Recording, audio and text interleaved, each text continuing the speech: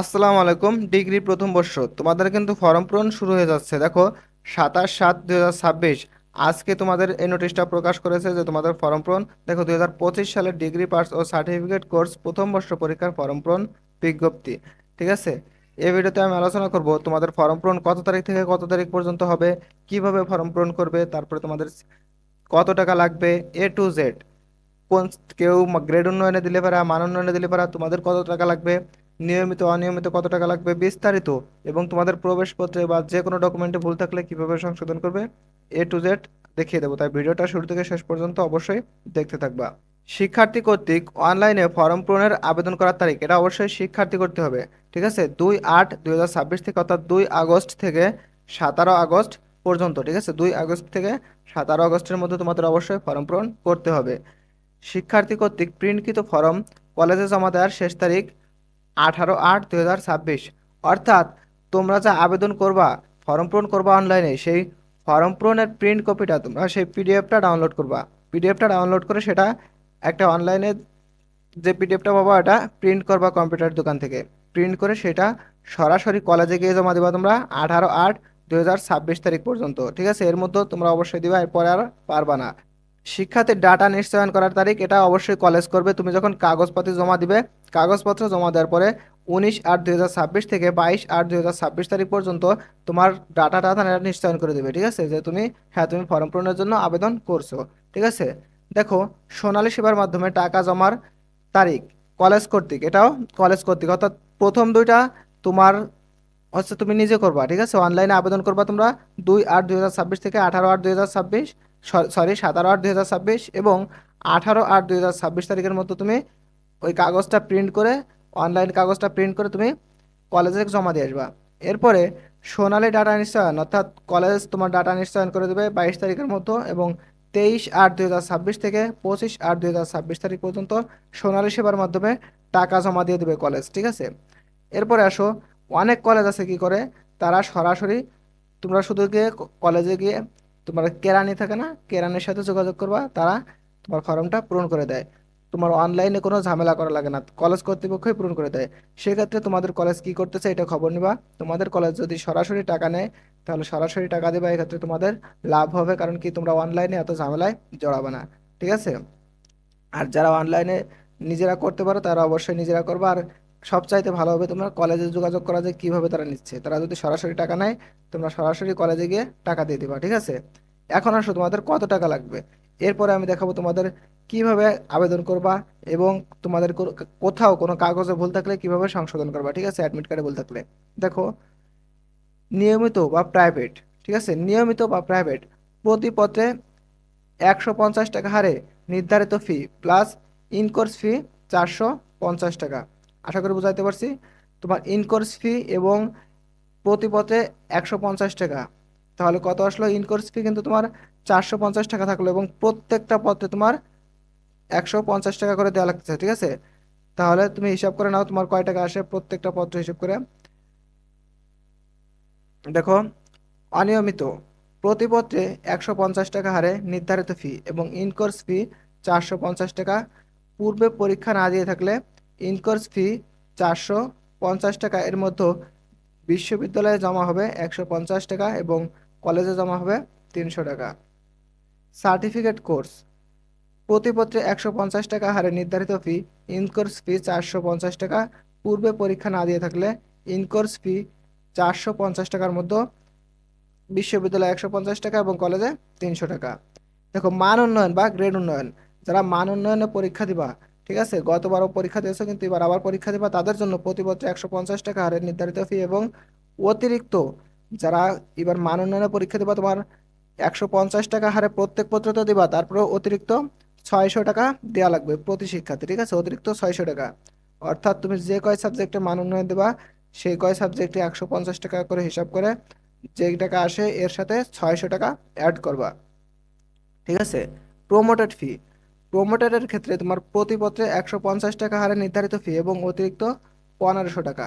অর্থাৎ তুমি একটা সাবজেক্টে মনে করো ফেল করেছিলে, তোমার লাগবে 1500 যোগ 150, তাহলে কত হচ্ছে?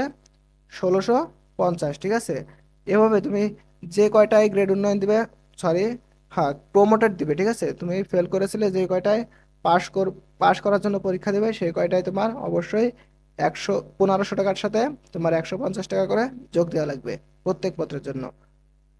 ব্যবহারিক ফি প্রতি কোর্সে 300 টাকা। কেন্দ্র ফি, কেন্দ্র ফি 450 টাকা, ঠিক আছে। এর মধ্যে কলেজে জমা হবে 150 টাকা এবং পরীক্ষা কেন্দ্রে জমা হবে 300 টাকা। ব্যবহারিক কেন্দ্র ফি প্রযোজ্য ক্ষেত্রে 175 টাকা প্রতি শিক্ষার্থীর কোর্সে, ঠিক আছে। কোর্স প্রতি, প্রত্যেক কোর্স প্রতি। যাদের ব্যবহারিক আছে তারা 175 টাকা হারে দিবা প্রত্যেকটা কোর্স প্রতি। এখন আসো তুমি কিভাবে আবেদন করবা। দেখো, অনলাইনে আবেদন ফর্ম পূরণ করা শিক্ষার্থীদের জন্য। অনলাইনে আবেদন করবা, আবেদনকারী যদি নিজে করো তাহলে তুমি আবেদন করে পে স্লিপটা কলেজে দিয়ে আসবা। আর যদি কলেজ কর্তৃক করে দেয় তোমাদের, শুধু কলেজ যদি বলে যে এই কয় টাকা দাও আমাদের, আমরা আবেদন করে দিচ্ছি, তাহলে তো কলেজ কর্তৃপক্ষ করলো। আর তোমার নিজে করলে ইএমএস এইটুক দেওয়া লাগবে না তোমার, ঠিক আছে। ems.nu.ac.bd student log in a প্রবেশ করবা, ঠিক আছে। প্রবেশ করে রেজিস্ট্রেশন নম্বর দিবা। রেজিস্ট্রেশন নম্বর দিয়ে ওয়েবসাইটের নির্দেশনা দেবে তোমাকে, অর্থাৎ তুমি নিজেই বুঝবা রেজিস্ট্রেশন দিয়ে একবার প্রবেশ করার পরে কি কি চাচ্ছে। আবেদন ফর্ম পূরণ করে প্রক্রিয়া সম্পন্ন করতে হবে, ঠিক আছে। ফর্মটায় তোমার পিন নম্বর অর্থাৎ পরীক্ষার প্রত্যেকটা সাবজেক্ট কোড উল্লেখ থাকবে, তোমরা মিলিয়ে নেবে। ভুল থাকলে তোমরা প্রিন্ট করবে না, ঠিক আছে। প্রথমে সঠিক দিয়ে তারপরে প্রিন্ট করবে এবং তোমার সাথে সাথে তোমার মোট কত টাকা ফি প্রদান করতেছো এটাও উল্লেখ থাকবে, এটা দেখে নিবে অবশ্যই। তারপরে ফি সহ প্রিন্টকৃত কপিটি আবেদনকারীর কলেজে স্ব বিভাগে জমা দিতে হবে। তোমরা কত তারিখের মধ্যে জমা দিবা? অবশ্যই 18 তারিখের মধ্যে এটা জমা দিবা, 18 আগস্টের মধ্যে। বিষয় কোড ভুল করলে জাতীয় বিশ্ববিদ্যালয় কোনোভাবেই এর দায় নেবে না। তাই তুমি অবশ্যই বিষয় সাবমিট করার আগে, প্রিন্ট কপি ডাউনলোড করার আগে অবশ্যই তোমার বিষয় কোড ঠিক আছে কিনা দেখে নেবে। আবেদন ফর্মে কোনো প্রকার ভুল হলে কলেজ কর্তৃপক্ষের মাধ্যমে ফর্ম ক্যান্সেল করে পুনরায় আবেদন করে ফর্ম ডাউনলোড করতে হবে। প্রত্যেক শিক্ষার্থীদের সম্প্রতি তোলা 2 কপি পাসপোর্ট সাইজের ছবি অধ্যক্ষ কর্তৃক সত্যায়িত আবেদন ফর্মে নির্ধারিত স্থানে আইকা গাম দ্বারা লাগিয়ে দিতে হবে। অর্থাৎ তোমার কলেজের অধ্যক্ষের দ্বারা তোমার ছবি দুইটা সত্যায়িত করতে হবে। সত্যায়িত করতে গাম দ্বারা লাগাইতে হবে ফর্মে, ঠিক আছে। এটা কলেজ কর্তৃপক্ষ করে দেবে, তোমার প্যারা নাই, ঠিক আছে। তুমি শুধু টাকাটা দিয়ে আসবা, কিংবা অনলাইনে তুমি যদি নিজে আবেদন করো সেই প্রিন্ট কপিটা দিয়ে আসবা, ঠিক আছে। তাহলে কলেজ কর্তৃপক্ষ এটা করে দেবে। আর ছবিটা দিয়ে আসবা, ঠিক আছে। এখন আসো ফি জমাদানের নিয়মাবলী। ফি দেওয়ার ক্ষেত্রে তোমাকে অবশ্যই সংশ্লিষ্ট কলেজে pms.nu.ac.bd এখানে যাইতে হবে, ঠিক আছে। সোনালী সেবার মাধ্যমে কলেজ কোড এন্ট্রি করে, তুমি যে কলেজে পড়তেছো সেই কলেজের তো একটা কোড আছে তাই না, কলেজ কোড এন্ট্রি করে তোমাকে পে স্লিপ ডাউনলোড করতে হবে। পে স্লিপ এ সংশ্লিষ্ট খাতের হিসাব নম্বর এ উল্লেখিত মোট টাকার অংশের কপি নিকটস্থ সোনালী ব্যাংকের মাধ্যমে যে কোনো শাখায় জমা দিতে হবে, ঠিক আছে। সোনালী ব্যাংকের মাধ্যমে তোমরা এই টাকাটা জমা দিবা। আশা করি বুঝাইতে পারছি। দেখো, পে স্লিপ সংগ্রহের জন্য নির্ধারিত তারিখের মধ্যে বিকাল 4টা পর্যন্ত লিঙ্ক অ্যাক্টিভ থাকবে। নির্ধারিত সময়ের পর পে স্লিপ ডাউনলোড করা যাবে না। অর্থাৎ 2 তারিখ থেকে 17 তারিখ পর্যন্ত তোমরা পে স্লিপটা ডাউনলোড করতে পারবা, এর মধ্যে ডাউনলোড করে নিবা। এরপরে আসো তোমাদের যদি প্রবেশপত্র সংশোধন করতে হয়, ঠিক আছে। প্রবেশপত্র কোনো ক্রমেই কাটাকাটি বা সংশোধন করা যাবে না। প্রবেশপত্র যদি কোনো ভুল থাকে তবে তা সংশোধনের জন্য আনুষঙ্গিক কাগজপত্র সহ ডিগ্রি পার্স শাখার উপপরীক্ষা নিয়ন্ত্রক জনাব মোহাম্মদ নজরুল ইসলাম তালুকদার, এই যে তার নাম্বার, ঠিক আছে, এই নাম্বারটায় তোমরা যোগাযোগ করবা, ঠিক আছে। অর্থাৎ তোমরা নিজেরা প্রবেশপত্রে কোনো কাটাছাটা করবা না, সরাসরি এই নাম্বারটায় যোগাযোগ করবা এবং রেজিস্ট্রেশন কার্ডে বর্ণিত বিষয় কোড অনুযায়ী ফর্ম পূরণ ও পরীক্ষায় অংশগ্রহণ করতে হবে। এখন তোমরা অবশ্যই তোমাদের রেজিস্ট্রেশন কার্ডটা দেখে নেবা, ঠিক আছে। কার্ডটা দেখে নেবা, যদি কোথাও ভুল থাকলে এখনই তোমরা রেজিস্ট্রেশন কার্ডটা সংশোধন করে নাও। পরবর্তীতে তোমাদের যদি সাবজেক্ট করে একটা ভুল আসে, তোমার কিন্তু ওই সাবজেক্টে পরীক্ষা দেওয়া লাগবে, তুমি সারা বছর ওই সাবজেক্ট না পড়লেও। এজন্য এখনই সংশোধন করে নাও। দেখো, তোমাদের 2025 সালের ডিগ্রি পাস কোর্স তৃতীয় বর্ষ পরীক্ষার্থীদের সকল শিক্ষার্থীদের জন্য 2013-14 শিক্ষাবর্ষের জন্য প্রণীত সিলেবাস অনুযায়ী পরীক্ষায় অংশগ্রহণ করতে হবে। অর্থাৎ তোমাদের পুরনো সিলেবাস, ঠিক আছে। এটা কিন্তু তোমাদের জন্য একটা প্লাস পয়েন্ট, কারণ কি আগের সিলেবাসটা থেকে তোমার হুবহু কমন পেতে যায়।